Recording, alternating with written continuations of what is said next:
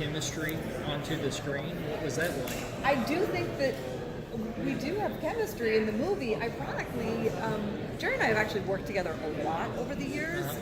This is one of the most classic love stories ever told, and we didn't get to work one day together on it. They have us do all of our dialogue separately, and then they bring us back in once they set it to the animation to tweak our dialogue, and that's the first time we get to see if whether our scenes worked or not, and they do. They work really well. I mean, it's a real testament to our amazing directors and the great actors in this, because everyone just is great. They have, we really have a rapport when you finally, we just saw it yesterday, and we're going to watch it again tonight, but we really have a rapport. It's really funny, and we didn't record it together. That's just not how they record things. We didn't read any of it at home together. I mean, I got emotional just being in the booth and realizing that I was playing this iconic character that I'd known and loved since I was a child, and playing out this love story. It was like saying dialogue that I remember Margot Kidder saying. I was like, I can't believe I get to do this, and it was kind of overwhelming. So I came home emotional from that, but it's not like we went home and like worked out our scenes together or anything. Were you aware you were in the movie together? Yeah, I just found out 5 minutes yesterday. ago. You know what? Watching it yesterday, I realized why they really did it. You know, and it actually wasn't just for, hey, they'll go to Comic-Con together and do interviews and it'll be fun. It really, Death of Superman, it's very emotional at times. There's a dramatic sort of arc there that happens where Clark decides in Death of Superman to tell Lois that, Who his true identity he is not only Clark Kent, and it's great. It's really, the DC animation peeps are just doing great stuff these days. When you saw the film, that fight to me, like there've been a lot of fights in these movies over the years, but the dynamic between you two and everything going on around you seems really extra emotional than normal. I'm just curious what your thoughts are about that whole sequence, that whole... Our daughters were sobbing hysterically. They were freaking Call out. child services now. They were freaking out. Oh my God, when Doomsday was like pounding us. They were sobbing. Our kids were like screaming, like, shut it off, stop it. No, they didn't do that during the film. They're going to get in trouble. We're terrible parents. Because we showed them Death of Superman. I think a lot of people listening to this will say that we're terrific parents. Great. What kind of source material did you guys go back to? Mine is Christopher Reeve and Margot Kidder. I'm a child of the 80s. Mine is the actual Death of Superman. I was 18 when it came out in '92. Was it really? Yeah. It was a big deal. And when they said they were doing it, it was I knew it was going to be a big deal. I thought they did a great job of paying homage to the original source material and also sort of putting a new sort of spin on it. DC animation is the best as far as I'm concerned. What do you think Superman represents in today's world? I guess that's both of you, actually. Hope, I guess. Hope. Yeah. Whatever the opposite of Batman is. Speaking of One which, of the Jason helpers. Did you Romero see once Won't You Be My applied after Neighbor? this. Did you see the Mr. Rogers movie? Won't You Not Be My yet. Neighbor? Well, he says something pretty poignant. It's important that movie comes out now because it's a crazy time right now. But it's all about, his mother used to say when I was scared watching the news, always look for the helpers. There's always someone who's helping. And I feel like that's important for us to hear right now, but I feel like that's who Superman represents. He's the helper, he's the one who's helping. It'll make you feel better when times are dark. Jerry, you voiced a lot of DC characters, Captain Marvel, and Superman. Yeah. You were even Adam on Just the Action, weren't you? And Nightwing. That's right. Yes. That's right. Anyone else would like a crack at? It's been really fun for me to sort of work up the ranks of the DC animated world, I mean, but where do I go from Superman? Is there anyone else I want to voice? No. Well, let me just stay at this one for a while. I think it's such an honor. I mean, I couldn't believe it when they asked, I can't believe I'm still here.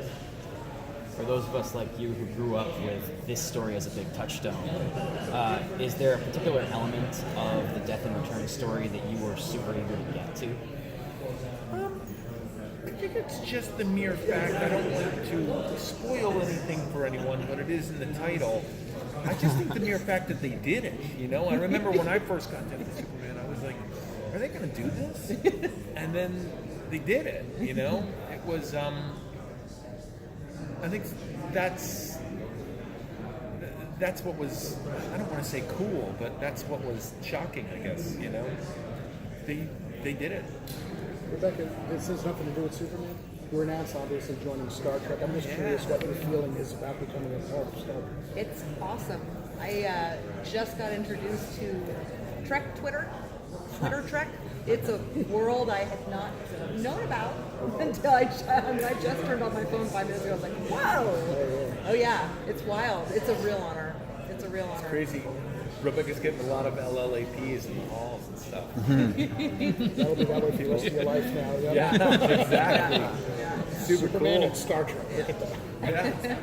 It's really funny. We have our outfits set for when we go walk the floor at the conference. They're done. Yeah, I get to wear the original gold. My character's from the original series. So Captain Pike ship, is that? Yeah, so I play number 1, who's second in command to Captain Pike. And so when we get on board the ship Discovery, which is the ship before Enterprise, takes place 10 years before the original series, we show up in the original gold. How cool is that? It was awesome. Are you, are you in the? Can you say if you're in the Prime universe? I'm sorry. Are you in the Prime? Is your character in the Prime universe or the Mirror universe? For Star Trek? You're way ahead of me. I have no idea. Since we are going off topic, are you guys doing any other projects together? Like you guys have done some Hallmark movies. Are you guys going to be doing anything else together? No, I mean, Death I did Superman. an episode of Carter. Jerry's got a show. Oh yeah, I have a show coming out on WGN America. Rebecca's in the finale. Spoiler alert there. That was really fun. Yeah. What's the show called?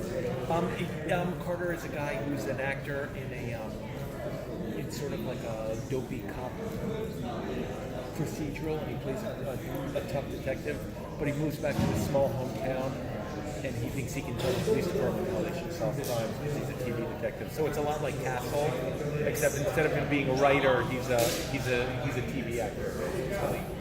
It's really cute. With a character like that, And there's a serial killer in town, and Rebecca plays my boss who created the show I work on. And Rebecca comes to the town, and we don't have like the money or the resources to get an FBI profiler. So we say, hey, you wrote that script about that FBI profiler. Come and profile with Citizen. And so Rebecca, using her television writer skills, helps us profile who the killer is. It's really funny. I feel like you play a lot of very optimistic and naive, almost characters. Right. Some would argue that Clark Kent is. Well, that's what I was going to say. What's the difference playing somebody who's kind of dopey in that, or somebody like Superman who's just the kind of ultimate version? Right. I mean, yeah. I mean, I guess it's so funny because in real life I'm just a pessimist and I'm just like very like dark. No, yeah. It's a fun to play the optimism that Clark and Superman have. You know, it's better than brooding like Batman all the time, like being all aggro. Rebecca, you played Mystique, of course, and now you're Lois. Is there any other superhero you would like a crack at yourself? Yes, there was. For a long time, I was really hoping I could do Black Widow, which they're now doing, obviously. But no, I'm just like. No, man. When we saw Wonder Woman, what was the first thing you said when we saw that opening scene? Oh, I was like, I want to be on that island. Why am I not on that island? I wanted to be in that fight scene so bad. Clocking in at 6 foot. Like, come on, DC Universe, make it happen. My agent's here. We should all yell at him. Where did you go wrong? All right, Rebecca, let me ask you a question. Since I guess you've seen the world series and what's happening, what challenges did you find compared to? I've actually done quite some voice acting. I love it. It's, of course, no time in hair and makeup, which I love. It's great. There's a lot of very subtle innuendo you get to play with when you're just focusing on voice, and you don't have to think about making faces. It's fun. I love it. Yeah. It's Rebecca's really good at it too. You know, it was really funny watching this film. Like, my wife is just. I just thought you played Lois with like the right amount of sort of like fast talking, you know, go get 'em sort of stuff, and then you play the emotional stuff. It's really I was a voice major in college, so I'm a real voice person. I was a singer, so I'm into voices. So yeah, it's fun. thank you guys. Thanks, guys. Thank you. Appreciate you. Thank you.